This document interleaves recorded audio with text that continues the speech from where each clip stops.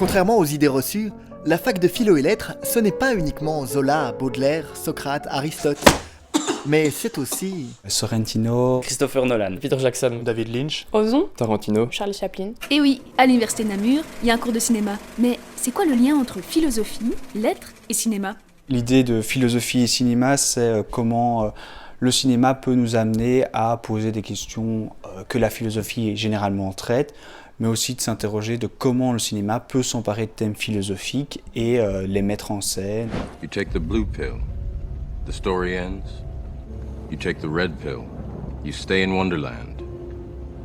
And I show you how deep the rabbit hole goes. La littérature, même si en effet se préoccupe principalement de langage écrit, on ne peut pas nier sa dimension aussi visuelle. Rien que la question des adaptations, par exemple, de romans au cinéma. Take it, Gandalf. Take it. No, Frodo. You must take it. You cannot offer me this ring. I'm giving it to you. Don't tempt me, Frodo.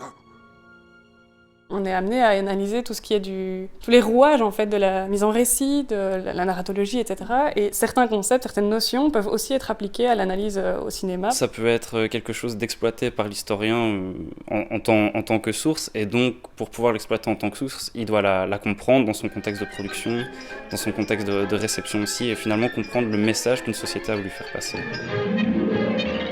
Le cinéma n'est pas neutre, et il véhicule certaines approches philosophiques, religieuses, même sociopolitiques, et c'est bien de les connaître pour soit rentrer dedans et en jouer, ou soit pour justement s'en séparer, mais il faut absolument les connaître. Si vous n'aimez pas la mer, si vous n'aimez pas la montagne,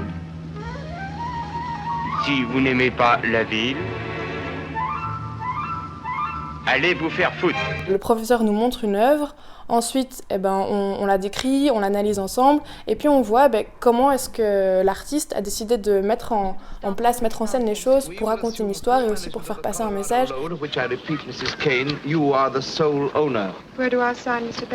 Le cinéma 7e art, forcément, sa place ici, de toute évidence. Après, avec les langues germaniques, on peut faire un lien avec la découverte d'autres langues.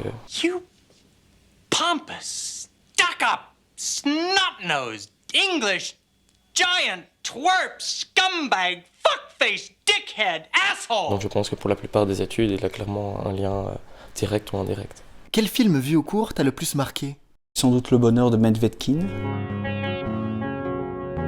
C'est un film qui m'a marqué au niveau du message qu'il voulait véhiculer, de la poésie qui se développe dans le film pour véhiculer ce message. Le cuirassé Potemkin. C'est un monument du cinéma russe, très intéressant par sa conception, l'histoire que ça raconte. Si on le regarde maintenant, c'est juste un truc super chiant, mais avec les clés qu'on a dans ce cours-là, ça nous permet de vraiment remarquer que c'est un film très important pour l'époque. Le sel de la terre sera un photographe brésilien qui est rentré au pays. J'ai beaucoup aimé les images, étaient très fortes. Elle faisait vraiment passer un message, vraiment passer une émotion. J'ai adoré la partie du cours qui s'est intéressée à Chaplin.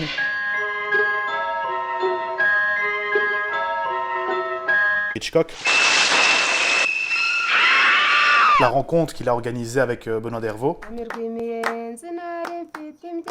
Voir un film comme ça qui donc parle du génocide au Rwanda et des dommages vraiment, des traumatismes même qu'ont subi les femmes, c'était très très intéressant pour tout ce qu'il avait à nous apprendre de la technique du documentaire et pour tout ce qu'il avait à nous dire aussi notamment du fait que ça faisait partie intégrante de son job, de nous montrer des images choquantes parce que c'est la réalité telle qu'elle est et qu'il faut aussi la communiquer. C'est clair que c'est vraiment ce genre de démarche-là qui fait que certains cours nous marquent. Et pour terminer, la fac de philo et lettres en un film. Avec un nom de film, Dame Ned. Ça c'est une colle les gars. La Grande Debelanza. L'auberge espagnole. Pulp Fiction. Là, je pense au film Demain. Je dirais peut-être Harry Potter. Alice au Pays des Merveilles, Une famille formidable. Pour plus d'infos, va voir la page internet.